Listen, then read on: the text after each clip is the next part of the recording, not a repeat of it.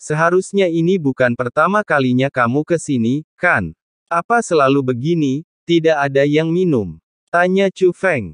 Seringkali, seperti hari ini, jadi itu normal. Lagi pula, kebanyakan orang yang datang ke sini adalah seniman bela diri dari luar. Mereka semua punya status dan kekuatan. Mereka sudah melihat dunia dan makan makanan enak. Wajar saja kalau mereka tidak suka teh bunga kami, kata pemuda itu. Kalau begitu, kenapa kau datang mengantarku? Tanya Chu Feng. Karena sudah beberapa kali saya bertemu orang seperti saudara Chu yang sangat menyukai teh bunga keluarga saya rasa hal ini bermakna, kata pemuda itu. Jadi, kamu tidak dipaksa oleh kakek, tapi kamu hanya menyukainya. Tanya Chu Feng. Iya, kurasa aku tidak punya bakat bela diri, jadi aku ditakdirkan untuk tidak pernah menjadi ahli bela diri. Tetapi dengan melakukan hal-hal ini, aku juga merasa bahwa aku sangat berharga, kata anak laki-laki itu. Chu Feng tersenyum, berpikir bahwa karakter anak itu langka.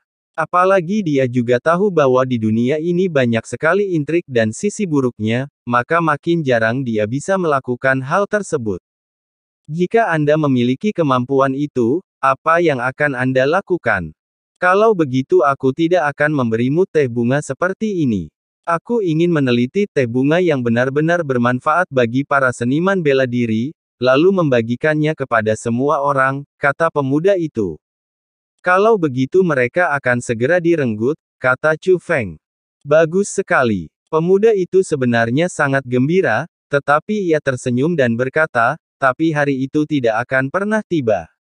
Aku cukup mengenal diriku sendiri, aku tidak punya kemampuan itu, haha.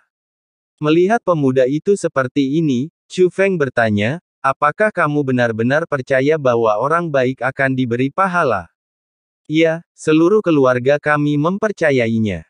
Lagi pula, kami memang diberkati. Bertemu dengan Tuan Simo adalah berkah bagi keluarga kami, kata pemuda itu. Di mana rumahmu? Tunjukkan arahnya, kata Chu Feng. Di sana. Pemuda itu juga menunjuk Chu Feng ke suatu arah. Chu Feng menatap ke arah yang ditunjukkan pemuda itu. Di hadapannya, semua rintangan menghilang dan ia akhirnya mengunci sebuah kota. Kota ini tidak terlalu besar, tetapi padat penduduk dan setiap rumah tangga sangat sibuk. Chu Feng segera menemukan halaman di pinggiran kota yang sangat mirip dengan rumah pemuda itu. Halamannya sederhana, rumahnya pun sederhana. Di dalam rumah itu, terbaring seorang lelaki setengah baya dan seorang lelaki tua. Orang tua itu terlalu tua, tetapi sebenarnya usianya tidak setua itu, hanya lebih dari 1000 tahun. Tetapi selama 1000 tahun terakhir, karena kultivasi lelaki tua itu terlalu buruk, ia telah jatuh ke titik di mana ia kurus kering, terbaring di tempat tidur, dengan semua fungsi tubuhnya merosot dan ia dapat meninggal kapan saja. Adapun lelaki setengah baya itu, dia sakit, tetapi wajahnya masih mirip dengan remaja itu. Selain kedua pria ini, ada seorang wanita lain di rumah yang merawat mereka. Dia pasti ibu anak laki-laki itu. Di halaman, seorang pemuda sedang berlatih. Ia tampak berusia 20-an. Saat ini ia sedang berlatih bela diri, tetapi bakatnya sangat buruk. Menurut Chu Feng, ia bisa menguasai semua seni bela diri ini dalam sekejap. Pria itu berlatih salah satu gerakan itu berulang-ulang, tetapi dia tidak dapat memahami esensinya.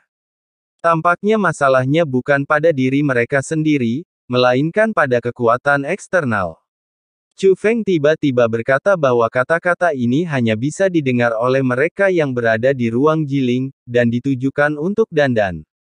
Bagaimana kamu mengatakannya? Dandan tahu bahwa Chu Feng pasti telah menemukan sesuatu.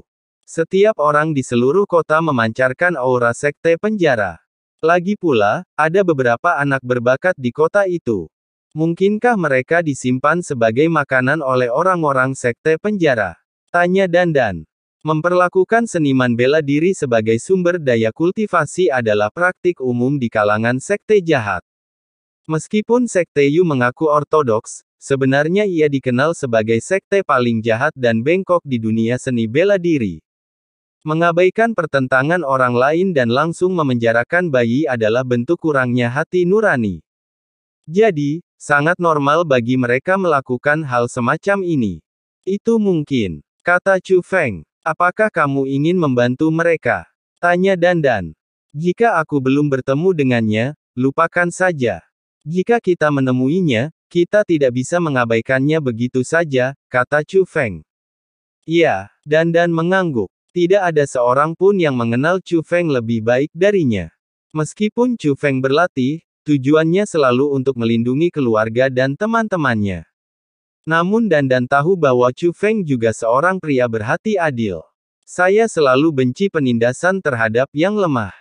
Lebih parahnya lagi, apa yang dilakukan Yu Zong sekarang adalah menganggap remeh kehidupan manusia. Meskipun kereta bergerak sangat lambat, Chu Feng melakukan beberapa penyesuaian dan kereta menjadi jauh lebih cepat. Tak lama kemudian, kota itu muncul di hadapan mereka. Mengapa jalan ini terasa begitu pendek hari ini? Pemuda itu mendesah. Karena Chu Feng sangat terampil, dia bahkan tidak menyadari ada yang salah.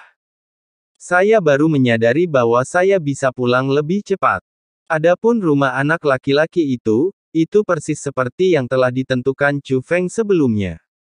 Kakek, ayah, ibu, kakak, aku membawa pulang tamu. Anak laki-laki itu berteriak kegirangan bahkan sebelum dia memasuki pintu. Tamu datang. Selamat datang, selamat datang.